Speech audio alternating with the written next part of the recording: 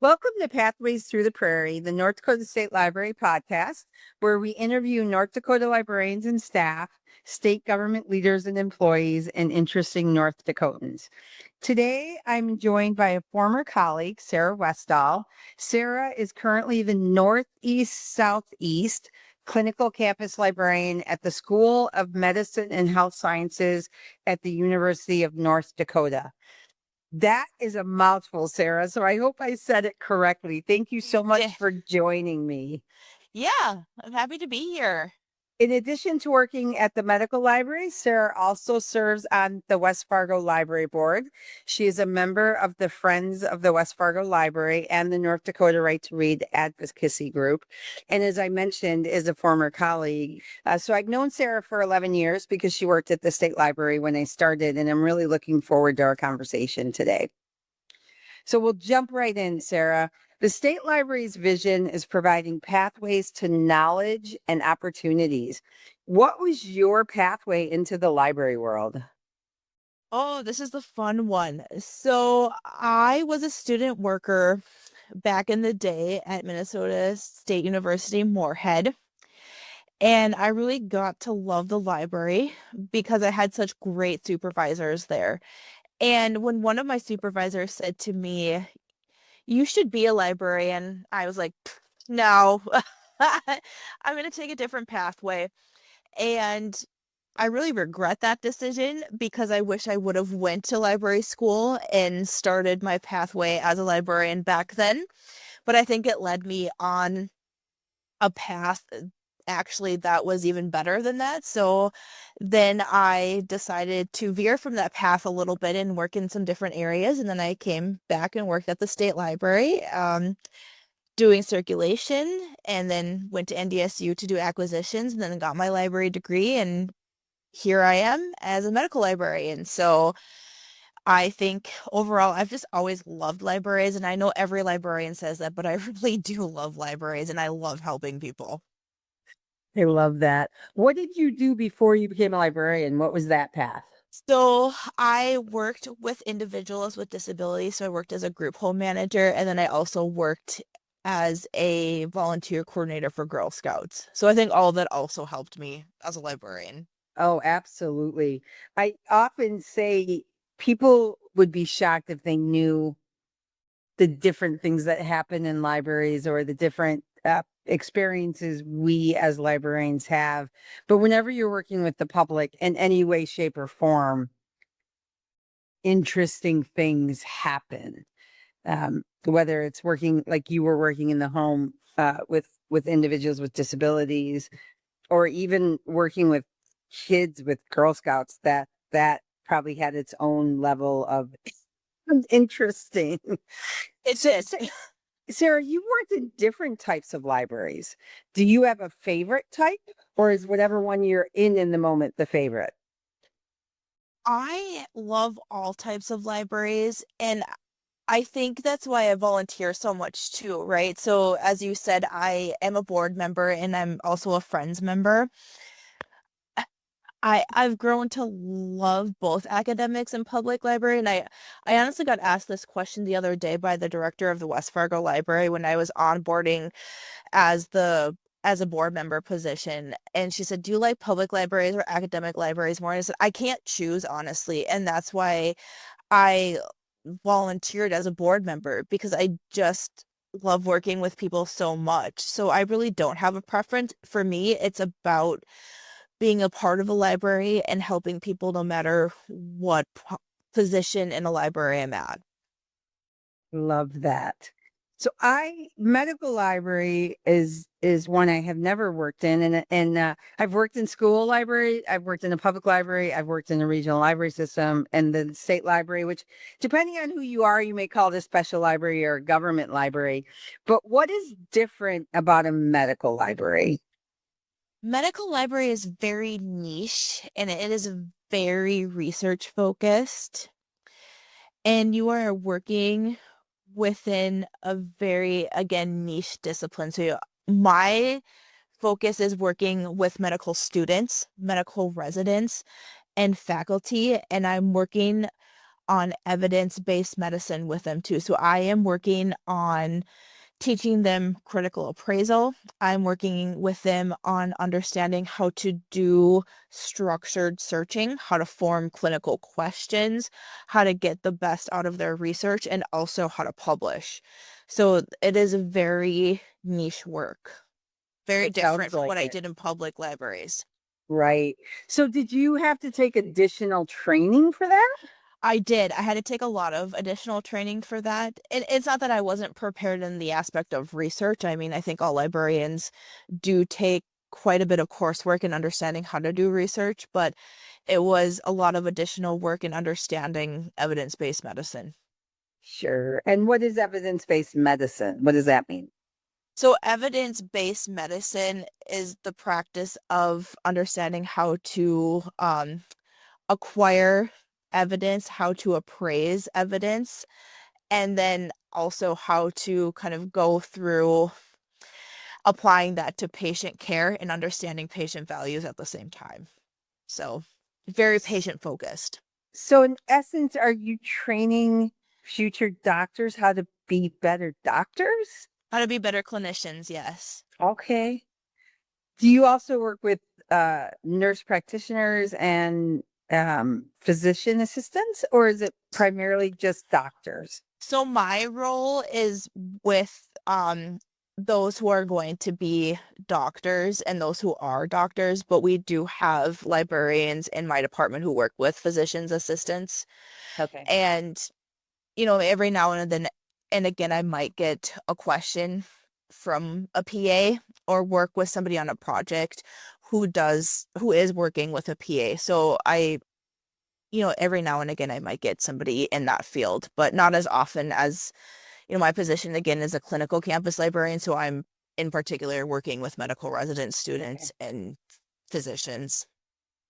And so would you be considered an academic or a special librarian?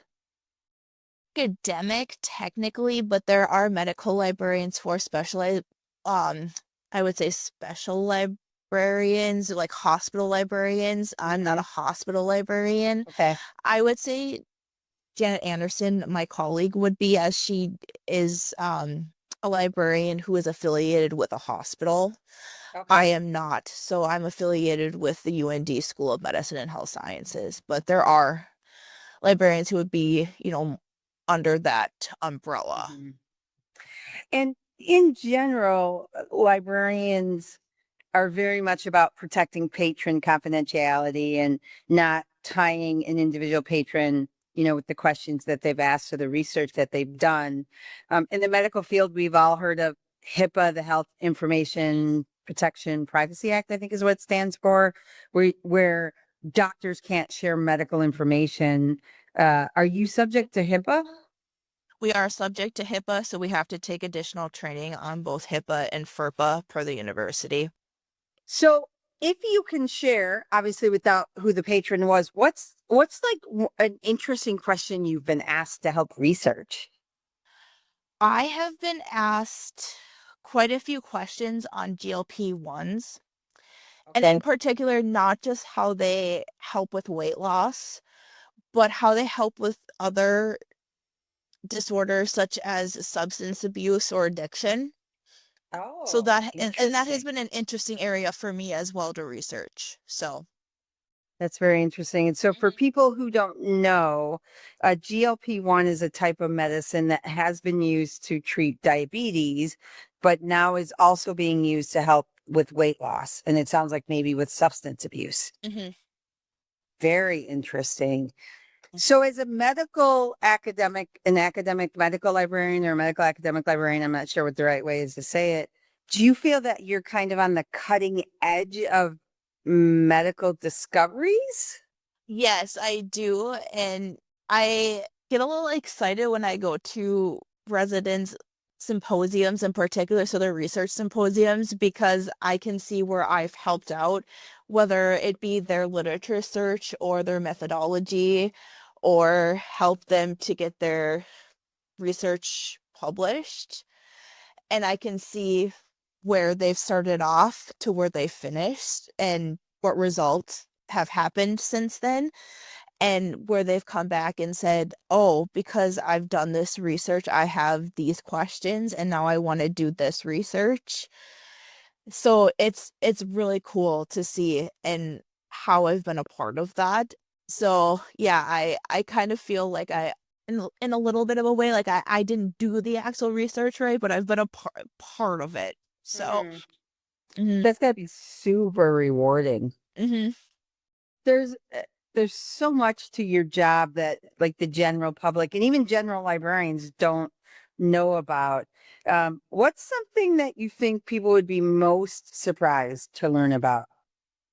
I think people would be most surprised to know how we actually teach residents and students, where we actually sit with them in sessions, like didactics, they call them. So we do sit with them in sessions. We do sit with them during noon conferences, they call it, in grand rounds, where they're actually learning things. So we are a part of that.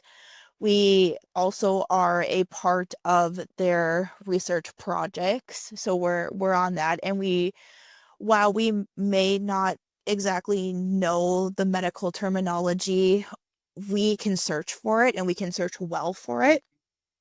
So we do have that knowledge and expertise, and we are experts in many areas. Well, we're not obviously physicians. We do have some really great expertise in many areas, and we are a great resource for them. So Are any of your colleagues, you said you're a department of 11 and 12, right? Do any of your colleagues directly interact with patients? I wouldn't, so I should back that up a little bit because we sometimes participate in morning reports or rounding. And again, that's where the HIPAA comes in. Mhm. So there are some departments, and I have, I believe I might get this wrong. I think we're up to 14 residencies and fellowships here in Fargo that I do work with. And my colleague out in Bismarck has several residency programs. She does some morning reports, and I'm working with some residency programs to also do that. I don't believe any of us do rounding at this point, but that would be something where we would be having some patient contact. Okay. And is that like There, where the doctor does their morning rounds? Is that yeah. it rounding So is? Okay. there are librarians that do that. They are hospital librarians generally, not academic librarians like we are. Mhm.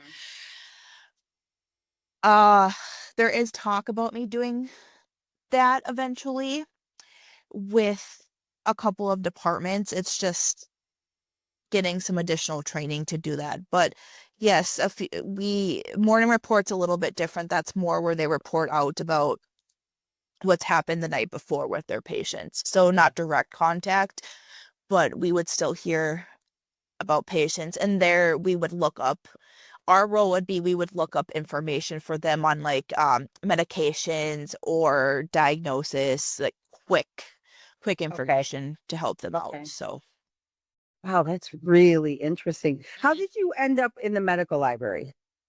So one of my colleagues when I was at NDSU, she knew I was getting my library degree and knew that NDLA needed a chair for the health sciences interest group. And she said that would look really good on your resume. And I always had an interest in health sciences anyway.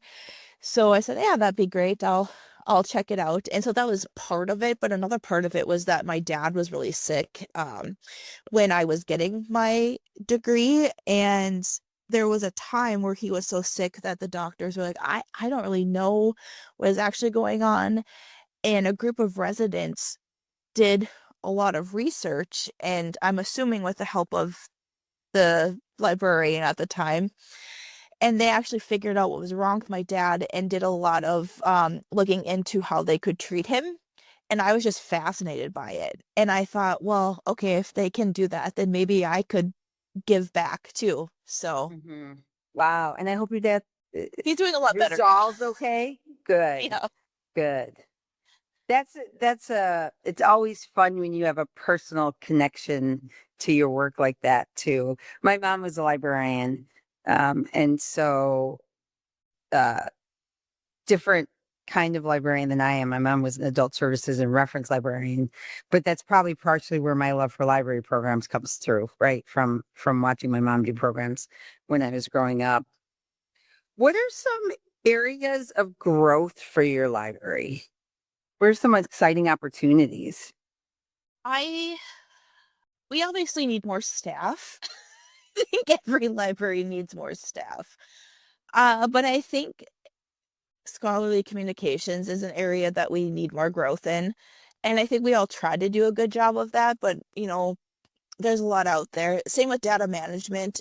I'm trying to take me and I and another colleague are trying to take on a lot of data management stuff, especially with there's a lot of grant opportunities in data management, and there are a lot of faculty who apply for those grant opportunities, especially in medical research.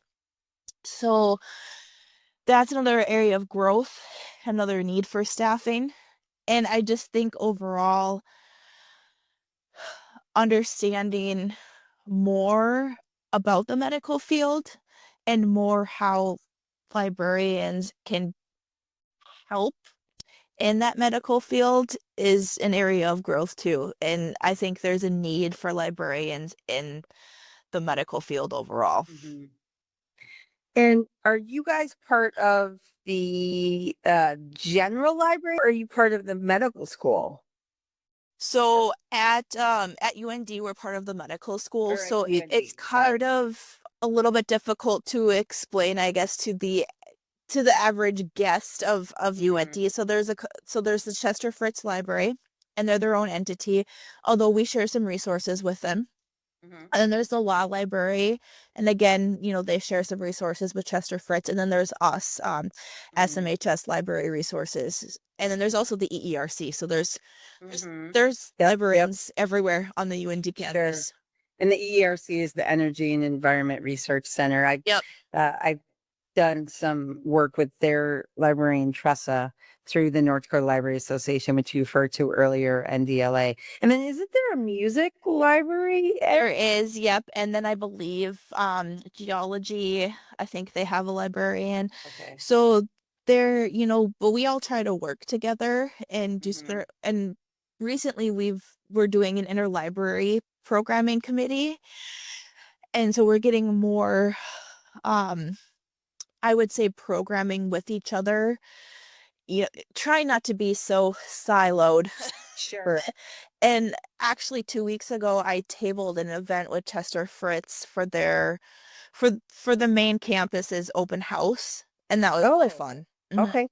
Okay. And so by tabling, for those who are listening, don't really know, like you set up a table at their event to teach people about your library. Yep, And there's medical librarians from UND across the state, right? there are. So when medical students begin their year 3 of medical school, they come out to what's called clinical campuses. And since we don't have a hospital attached to our academic institution, they come out to the hospitals across the state. So they would go either to Grand Forks, Bismarck, Fargo, or Minot. Okay. And that's where your librarians are located then. Yep. So I cover Grand Forks and Fargo. We have a campus librarian in Minot and one in Bismarck. Fargo and Grand Forks seems like a big area for one person to cover. Do you go back and forth a lot? I do. Wow. Wow. What's the most rewarding thing either about being an academic librarian or about being an academic medical librarian, whichever way you want to answer the question? I think for me, it's I'll go with academic medical librarian because I actually get to see the students graduate medical school Okay. and then go into their residency programs either here or somewhere else. But I get to see them fulfill what they've been waiting so long to fulfill, right? Mm, And then if they stay here, I get to see them in their residency program and then become physicians. And it's just so cool. that does sound neat. And do you ever connect with students on such a level that even after they graduated, they're still coming back to, like they're still connecting with you. Yep. That's super cool. So a lot of them will sign up to become what we call clinical faculty or volunteer faculty, and they'll come back and they'll teach med students. And that is just wonderful to see.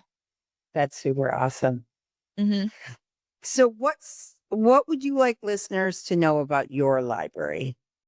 I would like them to know that we are not a physical library. We are people.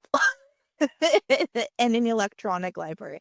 I think people get that mixed up a lot, where they're expecting books upon books upon books in this big physical space, but we are people and we are electronic, and we are just as great as a physical library would be.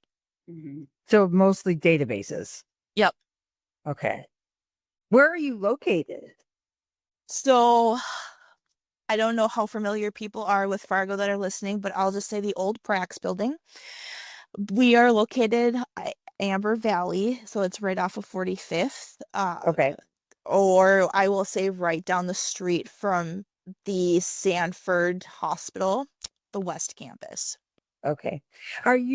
So you're part of a UND building. Mhm. You have it do you have a physical space that says library on it? Or are you No, just in an office? I am just in this little cube here. Okay. So where do you meet with students? Is it all virtual? So I meet with students either virtually. We have clinics that are downstairs in this building. I will go to Sanford. I will go to Essentia. I will go to Altru. I will go to the Grand Forks medical campus, kind of all over the place. Okay. I'll go to the VA. Yeah, wherever they need me. Oh, the VA as well. Holy buckets. Yeah. Wow. So wherever, if a student or a physician or resident says, like, can you meet me at this spot? Yeah.